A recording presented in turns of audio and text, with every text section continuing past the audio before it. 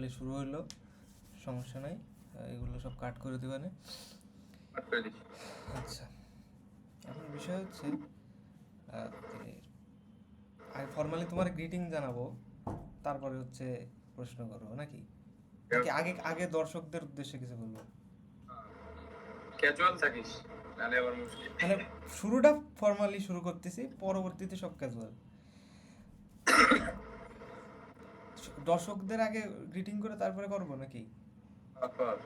আচ্ছা, আসসালামু আলাইকুম সবাইকে। আজকে আমরা বসেছি একটা বিশেষ আলোচনায়। আহ, আমার বন্ধু নাইমুর রহমান মুন্নাকে স্বাগতম এই আলোচনায়। তো দেরি না করে আমরা চলে যাচ্ছি আমাদের আলোচনায়। তো আমরা বিশেষ কিছু আলোচনা করব। শুরুতেই আহ, আমার বন্ধু তার পরিচয়টা দিবে। আমি Naimur Rahman Munna, BRAC university BBA department. আর আমরা দুজন মাগুরারই বন্ধু, একই স্কুলে পড়েছি ছোট থেকে, চেনা আচ্ছা। জানা। হুম। তো তাহলে আমরা মূল আলোচনায় যাচ্ছি। আচ্ছা, তুমি আমাকে বলতেছিলে যে প্রায় বলো যে লাকা লাকা সম্পর্কে বলো। আসলে এই লোকটা কে? আসলে লাকা সম্পর্কে তো আমিও খুব বেশি জানি তা না, তবে যেটুকু জানি সেটুকু সবাইকে জানানোর চেষ্টা করব, তোমাকে বলবো। হুম। তো লাকার জন্ম মূলত ফ্রান্সে 1901 সালে। হুম। তো মৃত্যু কত সালে আমার খেয়াল নাই, 1981 সালে হুম। মৃত্যু। মূলত জন্ম মৃত্যু দিয়ে তো তার পরিচয় সব বলা যায় না, হুম। তার যে কাজ সেটাই তো আসল পরিচয় আমি মনে করি। হুম। লাগাকে মূলত সবাই চেনে ফ্রয়েডের চিন্তা ভাবনার প্রসারক হিসেবে। ফ্রয়েড যে আচ্ছা। আনকনশিয়াস বা তার যে সব সাইকোঅ্যানালিসিসের থিওরি, এগুলো হুম। আরো প্রসারণের চেষ্টা আগায় এনেছে। হুম। এটা লাকার মূলত কৃতিত্ব। তবে লাকা ফ্রয়েডের চিন্তা ভাবনা থেকে পার হয়ে আরো সুদূর প্রসারের চিন্তা ভাবনা করছে, যেটা আচ্ছা। আসলে মূলত বর্তমান আস্তে আস্তে লাকার প্রসার বৃদ্ধি পাচ্ছে অনেক আচ্ছা। আগের থেকে। আচ্ছা। হ্যাঁ, লাকা লাকা মূলত ফ্রয়েডের আনকনশিয়াস নিয়ে আলোচনা করছে, আচ্ছা। আনকনশিয়াস নিয়ে আরো সামনের দিকে আগানোর চেষ্টা করছে। আনকনশিয়াস কি? ফ্রয়েড ফ্রয়েডের মতে আনকনশিয়াস একটা শক্তি, যেখানে আমাদের কি বলে, বা একটু কেটে দিস।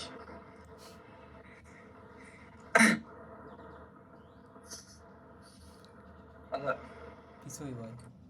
আচ্ছা, আমি প্রথমে আনকনশিয়াস কি এটা আমার যেটুকু ধারণা, যেটুকু আমি শিখছি বা জানছি, এটা বলবো। আনকনশিয়াস কি? আনকনশিয়াস এর বাংলা যদি আমরা বলি অজ্ঞান, যেখানে অভাব জ্ঞান। অজ্ঞান অর্থ যেখানে জ্ঞানের অভাব, যেখানে মানুষের মানুষের ইনস্টিংক্ট, যে ইনস্টিংক্ট আমরা কন্ট্রোল করতে পারি না। সমাজের মানুষ আমাদের কন্ট্রোল করে, সমাজের চিন্তা ভাবনা, যে সমাজে বাস করবা। হুম। তো পিয়ার প্রেশার আর কি, মানে হ্যাঁ হ্যাঁ হ্যাঁ আশেপাশের আশেপাশের পিয়ার প্রেশার আমাদের উপর অনেক হ্যাঁ প্রভাব হ্যাঁ প্রভাব প্রভাব রাখে। হ্যাঁ।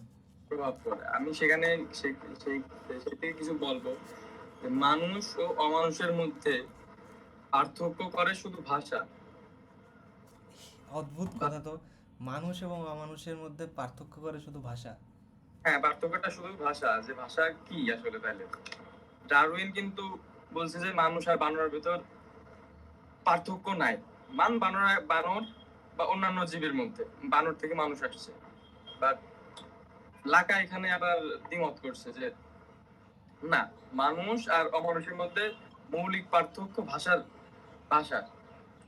প্রত্যেকটা প্রাণী আহ, তার নিজস্ব ভাষায় ই করে হুম। করে মানে তা এক্সপ্রেস করে আর কি। হ্যাঁ, এক্সপ্রেস করে। হুম। কিন্তু শব্দভিত্তিক ভাষা একমাত্র মানুষ আবিষ্কার করছে। হ্যাঁ। শব্দভিত্তিক ভাষা কি? এখন বানর তো বানর তো শব্দভিত্তিক ভাষা আবিষ্কার করেনি, এখন মানুষ আবিষ্কার করছে। হুম। বানর কিন্তু জাস্ট হুম। কি বলে, আহ, শুধু ভুলে যাচ্ছে, কেটে দিচ্ছে। সমস্যা নেই। বানর বানর বা অন্যান্য যে প্রাণীর মধ্যে যে ভাই, সেটা খুবই কঠিন কাজ ভাই। ব্যাপক কঠিন কাজ। আর যাই হোক, কোন জায়গা থেকে শুরু করতেছিলাম, কোন জায়গা থেকে শুরু করবো তাই করছি। আগে মানুষের পার্থক্য করে ফেলি, কি করছি? বলো যেভাবে বলো বলো, সমস্যা নেই। লাকার এই কি যেন মার্কসের কথা অনুযায়ী শুরু করি। এখন মানুষ আর অন্যান্য প্রাণীর থেকে যে মানুষ, খোদা এত বহুত কঠিন কাজ। আরে কতি থাক। মানুষ আর অন্যান্য প্রাণী থেকে, মানুষ অন্য প্রাণী থেকে যে আলাদা, হুম সে বিষয়ে কার্ল মার্কসও একটা কথা বলছে, সেটা না বললেই নয়। যে আমি একটা মানুষকে যখন দেখি, আমি তার বর্তমান, অতীত এবং ভবিষ্যৎ হুম সব দেখতে পাই। কিন্তু কি? আমি যখন অন্য পশুর দিকে তাকাই, আমি শুধু তার অতীতই দেখতে পাই। এর অর্থ কি? যে আমি যখন একটা বাঘ, সিংহ, বানর এর দিকে তাকাই, হুম বানর 100 বছর আগে গাছে চলাফেরা করতো, হুম বাঘ 100 বছর আগেও মাংস খেত, তাজা মাংস 1000 বছর আগেও, হুম এখনো তাই করে, বানরও তাই করে। হুম কিন্তু মানুষ 1000 বছর বা 10,000 বছর আগে মানুষের যে অবস্থা ছিল, হুম সে অবস্থা থেকে এখন পরিবর্তন হয়ে নতুন হুম, একটা রূপ, হুম, আমরা আধুনিক বিশ্ব দেখতে পাচ্ছি, আধুনিক, আচ্ছা। উত্তর আধুনিক হুম মানে একটা। বোঝাতে চাচ্ছে যে মানুষের যে সভ্যতা, সংস্কৃতি, চিন্তা চেতনা থেকে শুরু করে যত যা কিছু আছে সব কিছু কন্টিনিউয়াসলি ইভলভ হচ্ছে আর কি। হ্যাঁ হ্যাঁ হ্যাঁ, এটা কি কারণে? কি ডারউইন কিন্তু কারণে বলছে আসলে? যে মানুষ এক, কিন্তু যে যদি এক হয়, তাহলে মানুষ এত আগায় গেছে কেমন, কি মাধ্যমে?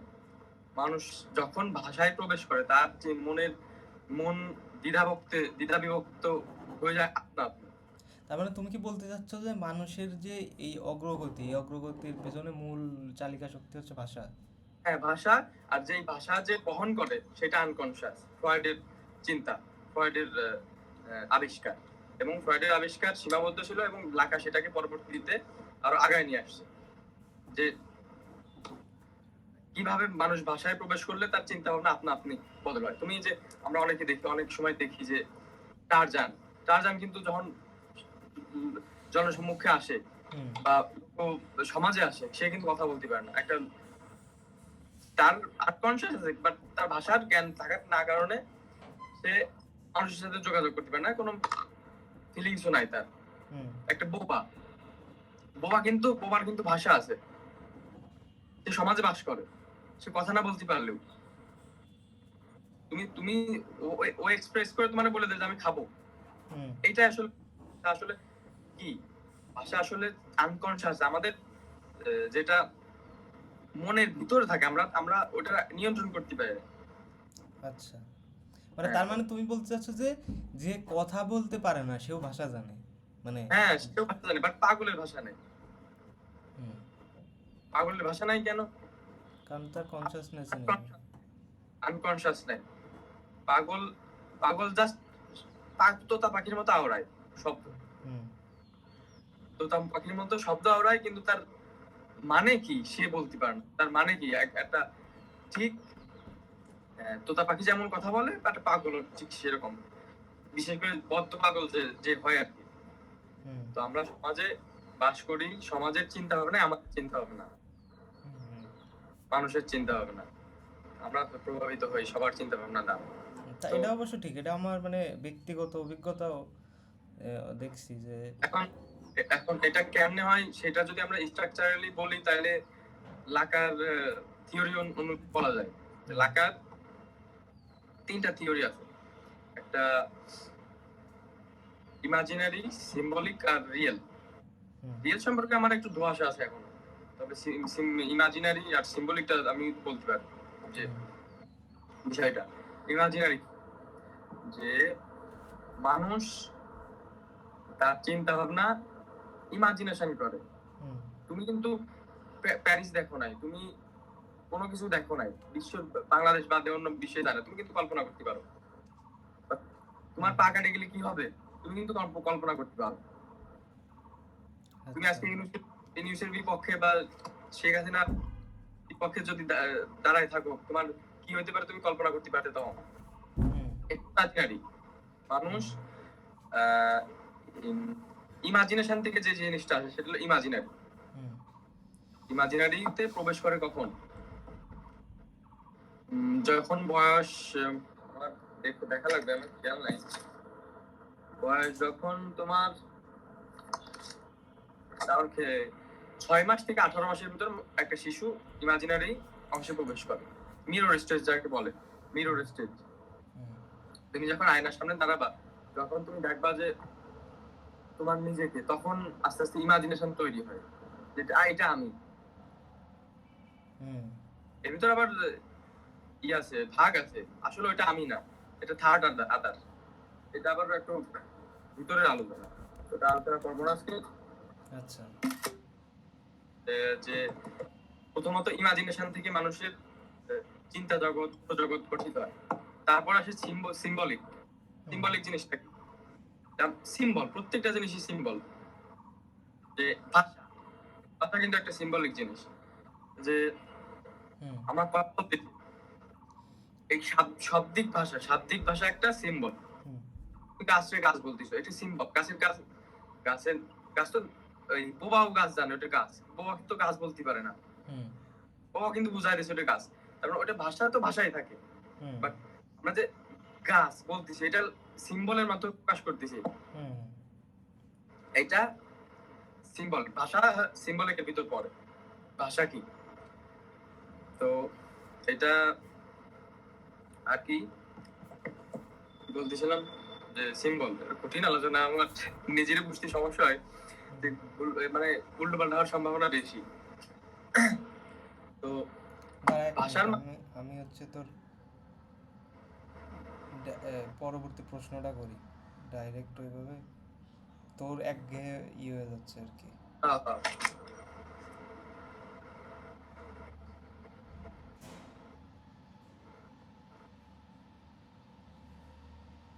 ও আচ্ছা আচ্ছা, আমরা এখনো লাকাই শেষ করিনি, বাঙালি মুসলমানের উপরে। হ্যাঁ বলতে থাক, ভাষা সিম্বল এই পর্যন্ত আইছিস। সিম্বল, ভাষা আসলে সিম্বল, হুম মানে শাব্দিক ভাষা যেটা আমরা ইউজ করি, হুম এটা একটা সিম্বল।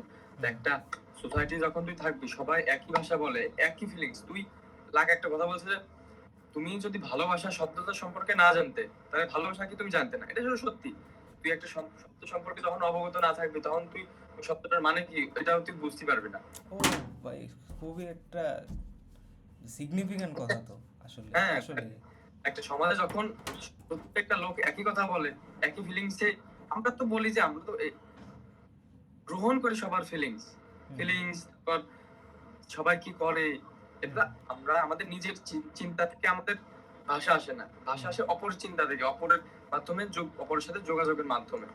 আচ্ছা তো আমরা যখন একটা সমাজে বসবাস করব, তা আমরা ওই সমাজের নিয়মেই তো চলবো। তুমি দেখবা এই অন্যান্য ধর্ম অবলম্বী যারা, তারা তাদের মনে করে ঠিক, হুম এই এই এই এবং তার মনে করে সত্যি ঠিক, আমরা মনে করি ঠিক। ঠিক বেঠিকের কথা অন্য জায়গা, যে আমরা ঠিক না কে ঠিক কে বেঠিক এটা অন্য কথা, বাট তারা সবাই মনে করে তারা ঠিক। তো এটা কেন হচ্ছে? কারণ আমরা যে সমাজে বসবাস করি, চিন্তা ভাবনা আমরা গ্রো করি, এটা আমাদের বৈশিষ্ট্য, এটাই আনকনসিয়াস, অজ্ঞান আসলে। এটা পরবর্তীতে বোঝাইছে যে ভাষা কি। ভাষায় যখন আমরা প্রবেশ করি, তখন আমরা আমাদের মন দ্বিধাদ্বন্দ্বে বিভক্ত হয়। আমরা যে সমাজে বিলং করি, সে সমাজের মতো চিন্তা ভাবনা করি। আচ্ছা,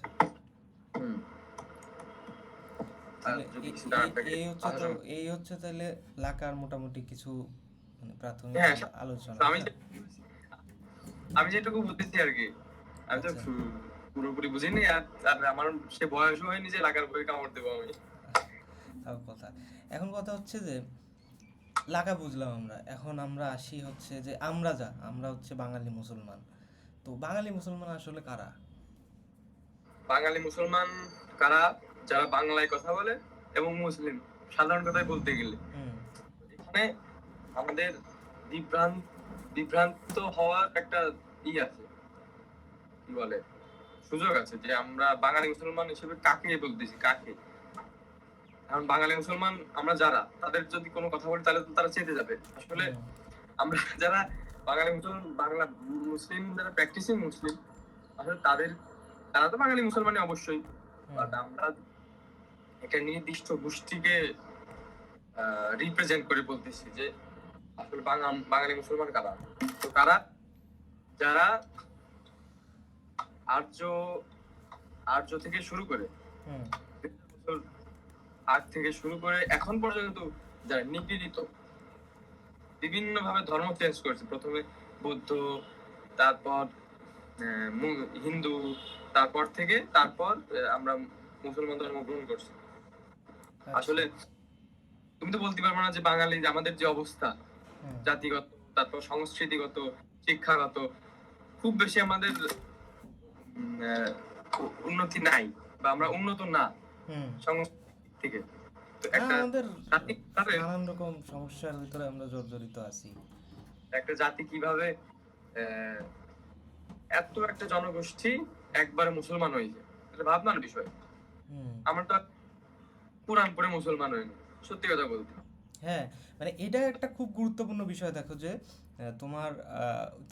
আমাদের উত্তরে খেয়াল করো, আমাদের উত্তরে আছে নেপাল, ভুটান, বৌদ্ধ, ওপাশে আছে চায়না বৌদ্ধ, এদিকে মায়ানমার বৌদ্ধ, এখানে পুরো ভারতবর্ষ একটা হিন্দু অধ্যুষিত এলাকা।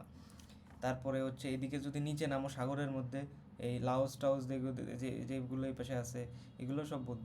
ওইদিকে মানে এখানে একটা ঐতিহাসিক কারণে পাকিস্তান রাষ্ট্র সৃষ্টি হয়েছে, সেটা ভিন্ন কথা। মানে মূল কথা হচ্ছে যে আফগানিস্তানের এই পাশে এই পুরো অঞ্চলের মধ্যে হঠাৎ করে এই অঞ্চলের মধ্যে এতগুলো মুসলমান কোথা থেকে আসলো, মানে কিভাবে? কোথা থেকে, হুম, চিন্তার বিষয়, হুম, একটা বড় চিন্তার বিষয়। তো সেই চিন্তায় আমরা যদি সত্যি কথা বলতে, বাঙালি মুসলমানের মন মোহাম্মদ সাফার লেখা না বললেই নয়, এটা যদি পড়ে থাকি, হুম, তাহলে আমার মনে হয় যে আমাদের একটু ধোঁয়াশা কাটবে। তো হুম, সেখান থেকে তো আর পড়া সম্ভব না। তো যা আমি পড়ছি আর কি, হুম, সেখান থেকে হালকা পাতলা যা জানি সেটা বলতে পারি যে আমরা আসলে নিপীড়িত জাতি। হুম, আমরা কারা, আমার কাছে একটা বই ছিল, চর্যাপদ, অতীন্দ্র মজুমদার মনে হয়। সেখানে সেখানেও আছে যে চর্যাপদ কালে প্রায়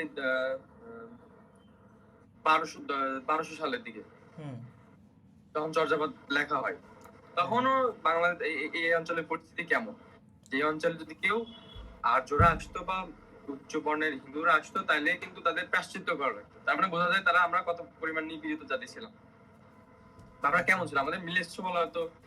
তারপর কি বলে, মাঝে মাঝে অসুর বলা হতো। তো হুম। তাইলে তাইলে এটা আসলে কি দাঁড়াচ্ছে, মানে আমরা তাইলে কোন জাতি? মানে আমরা তো আর্য না, তাহলে আমরা কোন জাতি? আমরা আসলে, এটা ইতিহাসের প্রশ্ন হুম, যে আমরা কোন জাতি। আমি হুম, যেখান থেকে জানি যে আর্যরা যখন আসে তখন আমাদের এইখানে আমরা আমরা যারা ছিলাম এখনই তারা বাঙালি মুসলমান। হুম, আপনারা তো আসলে 2000 বছর আগে হুম। মানে আমরা এখানকার আদি বাসিন্দা আর কি। আদি বাসিন্দা আর কি, হুম, যারা এখন বাঙালি মুসলমান নামে পরিচিত। আচ্ছা, বাঙালি মুসলমান, তারা কেমনে বাঙালি মুসলমান হয়েছে, যাই হোক, যেটা বলতেছিলাম যে আদিবাসী আমরা যখন আর্যরা আসে এই অঞ্চলে, তখন আমাদের বলে ম্লেচ্ছ, নিচু জাতি, মানে সাপ্রেশন আর কি, হুম, অবদমিত রাখার চেষ্টা অলওয়েজ।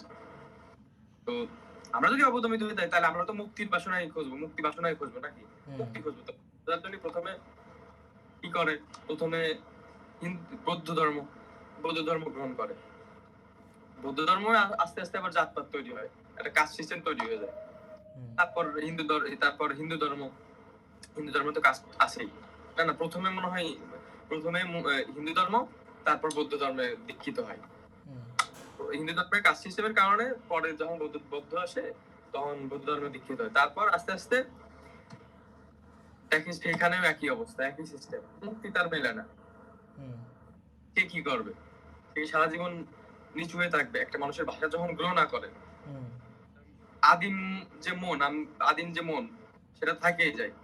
আচ্ছা, তো যখন হিন্দু থেকে, হিন্দু ধর্ম থেকে আর তার মুক্তি মিলে নাই। তারপর সে বৌদ্ধ ধর্মে দীক্ষিত হয়েছে। হুম বৌদ্ধ থেকে মুক্তি মিলে নাই। তারপর যখন এই দেশে আস্তে আস্তে সুফি, তারপর আসলে মুসলিম যখন আসে হুম তখন তারা মুক্তির বাসনায় মুসলমান ধর্ম গ্রহণ করে। এটা সত্যি কথা। অনেকে তুমি এই দেশে কয়জন আশরাফ মুসলমান দেখবা? আশরাফ মুসলমান কয়জন আছে? হুম আশরাফ মুসলমান তো খুব বেশি পাওয়া যায় না। আমাদের নবাব যারা ছিল তারা হয়তো মোটামুটি দেওয়ানি কায়দায় বা কোন কায়দায় আসছে এখানে। হুম এখান তাদের তো আর বলা যায় না যে তারা বাঙালি মুসলমান অবশ্যই, কিন্তু তারা কোন মুসলমান? তারা আশরাফ মুসলমান। হয়তো তারা তুর্কি থেকে আসছে, তুর্কি বংশোদ্ভূত। মোটামুটি তাদের আচ্ছা মুসলমানের একটা হওয়ার কারণ আছে, তারা জানে মুসলমান হয়েছে, তুর্কি ইরান থেকে আসছে। বাট আমাদের যে বৃহৎ পরিসরে বাঙালি মুসলমান, এদের তো মোটামুটি কোনো চিহ্ন নাই যে তারা কোরআন পড়ে মুসলমান হয়েছে, হাদিস পড়ে মুসলমান হয়েছে। যেখানে সবাই এক, সেখানে যদি সে যায়, সেই ধর্মে যদি সে দীক্ষিত হয়, তার মুক্তি মিলতেই পারে, সেই মানে বাসনায় ওই যে মুক্তি মিলতে।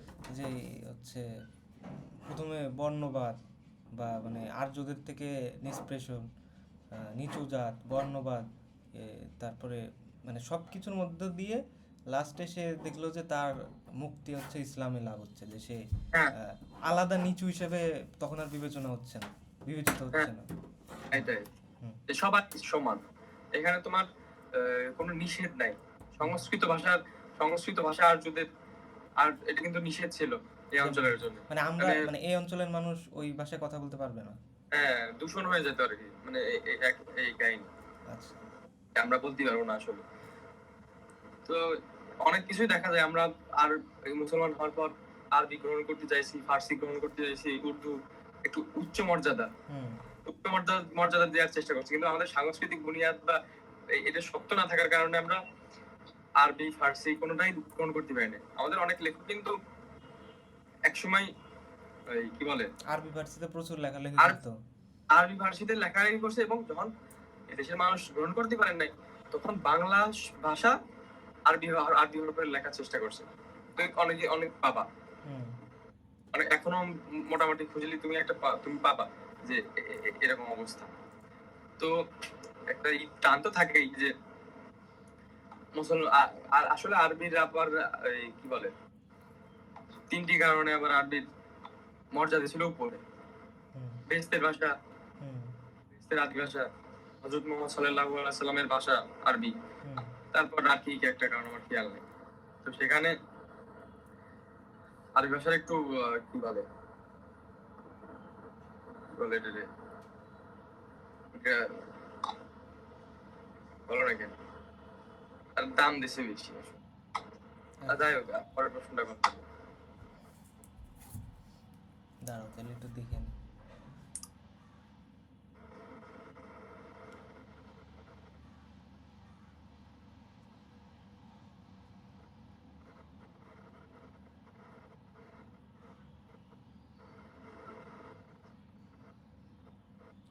এখন কথা হচ্ছে আমরা লাকা শুনলাম, আমরা হচ্ছে বাঙালি মুসলমান সম্পর্কে কিছু শুনলাম। এখন কথা হচ্ছে যে আর এ তাহলে এই বাঙালি মুসলমানের মনকে তুমি লাকা দিয়ে কিভাবে ব্যাখ্যা করবা? আসলে লাকা দিয়ে আমি যেটুকু পারছি সেটুকু করছি। হুম এটা কি আসলে যে বাঙালি মুসলমানের মন কেমনে তুমি বাংলা লাকা দিয়ে হুম বিশ্লেষণ করবা, ব্যাখ্যা করবা? হুম আসলে লাকা যেহেতু বলছে যে আমরা ভাষার মাধ্যমে একে অপরের সাথে সম্পর্ক সৃষ্টি করি। হুম তো আমি মনে করি যে যার ভাষা যত উন্নত, হুম। তার চিন্তা ভাবনা তত উন্নত। আচ্ছা। তো এখানে আমরা যদি দেখি যে মুসলমান যারা ছিল, তাদের ভাষা আসলে কেমন, প্রথম একবার আরবি, একবার ফার্সি, একবার উর্দু, একবার ইংলিশ, হুম। বারবার এতে বাংলাদেশের আক্রমণ। বর্তমানে যেমন আমরা ইংলিশের পেছনে ছুটতেছি, যে আমাদের দেখা যায় যে আমাদের আগের যারা প্রজন্ম, যারা বর্তমানে চাকরি বাকরি করে বা যাদের নতুন ছেলে মেয়ে হয়েছে, আমাদের বড় ভাই, বেশি বড় না, 5 7 8 10 15 বছরের বড়, তাদের মধ্যে একটা টেন্ডেন্সি লক্ষ্য করা যায় যে ছেলে মেয়েকে ইংলিশ মিডিয়ামে পড়াবে, ইংলিশ মিডিয়াম ছাড়া আসলে জাত থাকতেছে না। মানে তাকে ইংলিশ, শুধু ইংলিশ শিখলেই হবে না, তাকে প্রপার ইংলিশ অ্যাকসেন্টে কথা বলতে হবে। হুম। হ্যাঁ, তো এটাই যে আমাদের পূর্বপুরুষ কেউ কেউ আহ, এটা আরবি আসলে ফার্সি, ইনফিরিয়রিটি। আরবি ফার্সিতে অনেক কাজ করার চেষ্টা করছে, কিন্তু বাঙালি সেটাও পড়ে নাই। আবার উম, হচ্ছে এখন আবার ইংরেজির পেছনে আমাদের প্রজন্ম ছুটতেছে আর কি। না আমাদের না, এটা অনেক বছর ধরেই আর কি, শত ইংরেজি বছর। শিক্ষার বিরুদ্ধে আমি না বলছি না, বাট বাংলা তো বাদ দিয়ে না। হুম। আর আর সত্যি বলতে তুমি দু একজনের ইংরেজি শিখে তো হবে না। একটা কথা আছে, আহমদ সবাই বলছে যে একটা মানুষ একটা ভাষা জানতে পারে, ভাষায় হুম। কথা বলতে পারে, হুম। বাট এটা তো একটা পুরো জনগোষ্ঠী সামাজিক ভাবে যে আত্মস্থ করছিল ভাষাটা, এমন না। হুম। হুম। সামাজিক ভাবে গ্রহণ করা বলে না এটারে। হুম। ভাবে গ্রহণ করা কি, তুমি আহ, চিন্তা তুমি প্রত্যেকটা চিন্তা যেন ইংরেজিতে করো। তুমি কি এখন একটা যারা কি বলে ইংলিশ মিডিয়ামে খুব ইংলিশ চর্চা করছে, তাদের আনে বলো তো ফিলোসফি, একটা ফিলোসফি নিয়ে কথা বলো, একটু কি বলে অ্যাবস্ট্রাক্ট কথা, অ্যাবস্ট্রাক্ট চিন্তা ভাবনা কর আমার সাথে ইংরেজিতে, দেখি কতটুকু পারিস তুই। হুম। আসলে বাংলা ছাড়া সম্ভব না হুম। আমি মনে করি, কিন্তু যদি একটা সামাজিক ভাবে এটা আত্মস্থ হয়ে যায় তাহলে সম্ভব, কিন্তু এটা আত্মস্থ করতে 200-300 বছর সময় লাগবে। হুম। এখানে আমরা যে মধ্য অবস্থায় আছি এটা তো খুবই বাজে অবস্থা, যে না হুম। ইংরেজি শিখতেছি ভালো করে, না বাংলা জানি। ওটাই আমরা মানে যে ইংরেজ উপনিবেশের পরে এর পরবর্তী যে অবস্থা, যে আমাদের প্রজন্মের কথা যদি আমরা বলি, যে আমরা ইংরেজিতে হ্যাঁ কথাবার্তা বলতে পারবো, কিন্তু আসলে ওই যে চলার মতো যতটুকু বলা যায়। কিন্তু যদি বলি যে প্রপারলি কিছু, প্রপারলি কোনো কিছু মানে একাডেমিক লেভেলে কোনো কথাবার্তা বলতে, বা ওই লেভেলে হ্যাঁ, কিন্তু আমরা কথা বলতে পারবো না ইংরেজিতে। এটাই। আবার যদি কারণ আমরা বলি যে আমরা বাঙালি, আমরা বাংলা শিখছি, আমরা কিন্তু আসলে বাংলাও পারি না। বাংলা বাংলা, পারে না, তাহলে এটা কি অবস্থা, এটা কি একটা অবস্থা। বাংলা সাহিত্যের কথা যদি আমরা বলি, আমরা একটু যদি আহ, ভালো সাহিত্য পড়তে যাই, তখন আমরা অনেক শব্দই আমরা বুঝবো না। মানে আর বুঝবো না, কিছু আর্টিকেল, কিছু গ্রন্থ পড়তে গেলে এগুলো আর বুঝবো না। এগুলো আসলে বিমূর্ত চিন্তা, কবিতাও বুঝবো না আমরা। করতেই পারি না আসলে। আর তুমি একটা সমাজে তুমি ইংরেজির মাধ্যমে তুমি এই যে ভাষা, তুমি ভাষা গ্রহণ করতেছো কোন ভাষা, যে ভাষা গ্রহণ করতেছো তোমার সেই কালচার অবলম্বন করবে, এটা লাগার কথা। এই যে এখানে তো মিলে যায় সব। হ্যাঁ, মানে বাংলাতে আমরা বুঝি না, এর একটা প্রমাণ হচ্ছে যখন ওই অংশ পত্রিকা পড়ি, দেখি যে কবিতা লেখা, বা অনেক সময় বই টই থেকেও কবিতা পড়ার চেষ্টা করছি, কিন্তু আসলে সত্যি বলতে বুঝিনি। কারণ আমি পরিচিতই না। আমি জাস্ট ওই ভাত খাওয়া, তারপরে হচ্ছে রাস্তা দিয়ে হাঁটে যাওয়া, মানে এই কিছু চলনসই কিছু কথা বলতে পারি, কিন্তু বাস্তবিক অর্থে ভাষা, বাংলা ভাষাও আমার মধ্যে নাই, ইংরেজিও নাই। এমনকি ইংরেজিও না, আবার মানে দুঃখের বিষয় যে আমরা মুসলমান, আমাদের মধ্যে আরবি ভাষীও নাই, মানে আসলে কিছুই নাই তাহলে। এটাই সব। তুমি ভাষা শিখতে পারো সব, বাট বাংলা ভাষা বাদ দিয়ে না। তুমি বাংলা ভাষা যদি চিন্তা গ্রহণ না করতে পারো, তাহলে ইংরেজিতে কি চিন্তা করবা। হুম। তোমার সংস্কৃতি, তোমার মানুষের সাথে তোমার পরিচয় নাই, তুমি কেমনে তাদের তাদের নিয়ে চিন্তা ভাবনা করবা, হুম। অ্যাবস্ট্রাক্ট চিন্তা করবা। হুম। এটা খুবই হাস্যকর বিষয় যে ফ্রান্স, ওই কি বলে আফ্রিকার লোকজন, যদি আমরা দেখি আফ্রিকার লোকজন কথায় কথায় দু একটা ফ্রান্স বলে দেয়। ফ্রেঞ্চ। এ কেমন বিষয়? তাদের ভাষা, নিজস্ব ভাষা আসে অবশ্যই, দু একটা ফ্রেন্স বলে দিচ্ছে, এটা তো ওই যে হাস্যকর। ওই যে আমাদেরকে হচ্ছে ইংরেজরা শাসন করছে, তাই আমরা হচ্ছে ইংরেজি শিখতে যাচ্ছি। আর ওদের হচ্ছে শত বছর ধরে ফ্রেঞ্চরা শাসন, মানে ফ্রান্সের লোকজন শাসন করছে, তাই ওরা হচ্ছে ফ্রেঞ্চ শিখতে চায়। মানে প্রত্যেকে তার মনিবের মতো হতে চায়। ওইটাই, ওইটাই। আচ্ছা, যেখানে ছিলাম আমরা, হ্যাঁ, আমরা ছিলাম যে বাঙালি মুসলমান, বাঙালি লাফালাফি। মুসলমানের মন কি, মনের গঠন কিভাবে আমরা হুম। বলতে পারি। তো হুম। আমি সেখান থেকে একটা বাঙালি মুসলমান মনের প্রবন্ধের থেকে একটা লেখা পড়তে চাই, ভূমিকা, যে আমসভা লিখছে যে একদিন সকালবেলা আমি পথভ্রমণ করতে সোহরাওয়ার্দী উদ্যানে গিয়েছি। হুম। খুব অবাক হয়ে লক্ষ্য করলাম হুম। সকালবেলা আবুল ফজল সাহেব মোটা দাদা উচ্চ লম্বা ফর্সা মতো একটা ভদ্রলোকের সঙ্গে বিপরীত দিক থেকে আমার দিকে হেঁটে আসছেন। হুম। তার মাথায় একটা গোল টুপি। আবুল ফজল সাহেবের মাথায় টুপি দেখে আমি ভীষণ আশ্চর্য হয়ে গেলাম। সালাম করে জিজ্ঞাসা করলাম, স্যার এত সকালে কোথায় যাচ্ছেন? তিনি জানালেন সিরাত মাহফিলে যোগ দিতে যাচ্ছেন। তার সঙ্গে মোটামুটি আমার পরিচয় থাকার কারণে আমি জানতে পেরেছি, জানি যে সে কি বলে নাস্তিক টাইপের একটা লোক, স্বঘোষিত নাস্তিক। হুম তিনি ছিলেন তিনি ছিলেন জেনারেল জিয়াউর রহমানের আকাশ সেনার মানে না না কি বলে এখানে একটু ভুল হয়েছে, যে তার সঙ্গে যে লোকটা ছিল তার কথা বলতেছে। যাই হোক, আবুল ফজলের বিষয়টা আমি বলি যে আবুল ফজল সাহেব সকালে সিরাত মাহফিলে যোগ দিতে যাচ্ছে। তা আবুল ফজল সম্পর্কে বলতেছি যে সে স্বঘোষিত নাস্তিক, হুম কিন্তু ক্ষমতার কাছাকাছি যখন সে আসছে, হুম সে সিরাত মাহফিলে যোগ দিতে গেছে টুপি করে। মাথায় টুপি দেখা দিয়ে। জিনিসটা আমার সবার খুবই ভাবাইছে। তাহলে বিষয়টা কি, বাঙালি মুসলমান চাইটা কি? তাইলে ভাবার বিষয় যে প্রত্যেকটা মানুষের একই অবস্থা, যে মুক্তিটা কোথায়? তাইলে আদি বাসনা আর কি জানে, আদি বাসনা যেখানে যাকে বলে আর কি, মানুষ তার ভাষার মাধ্যমে যখন কথা বলে, সে কখনো তার পিছনের যে চিন্তা ভাবনা সে ফিরে আসতে পারে না। তার একটা মুখের ভিতর বাসা বাঁধে থাকে। সেই বিষয়টা আদি বাসনা। আদি বাসনাটা কি? মুক্তির বাসনা। মুক্তির স্বাদ যখন যে পাইছে, সে মানুষটা পুরো চেঞ্জ, তার সবকিছু চেঞ্জ। সে স্বঘোষিত নাস্তিক। সে যখন জিয়াউর রহমানের মন্ত্রী আসনে বসছে আবুল ফজল সাহেব, সে সিরাত মাহফিলে যোগ দিছে। তাইলে আমি বলতেছি কি, তাইলে আমাদের বাসনাটা কি?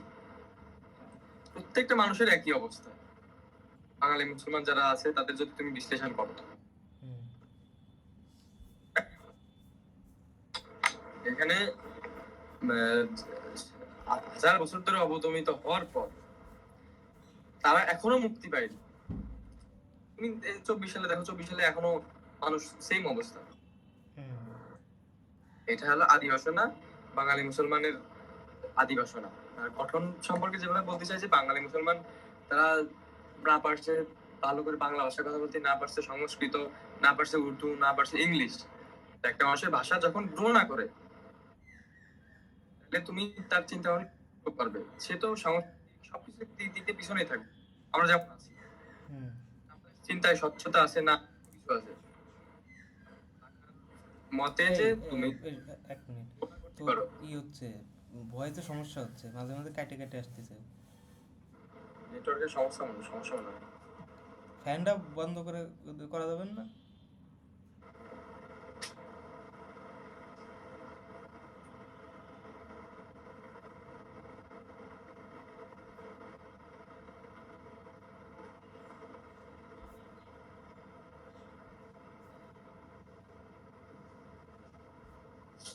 ঘুমাই দিছি। নেটওয়ার্কে যে কার সমস্যা বুঝতেছি না, কাটে কাটে আসতেছে। একেবারে কেটে কেটে আসছে। না, মাঝে মাঝে অফ হয়ে যাচ্ছে। আচ্ছা বল। আচ্ছা, তো আমরা যদি বাঙালি মুসলমানের মন সম্পর্কে বলি, কেমনে মানে বাঙালি মুসলমানের মন 100, 1000, 2000 বছর ধরে একই অবস্থায় আছে, আদিম অবস্থায়। তো ভাষা যদি একটা মানুষের গ্রো না করে, তাহলে তুমি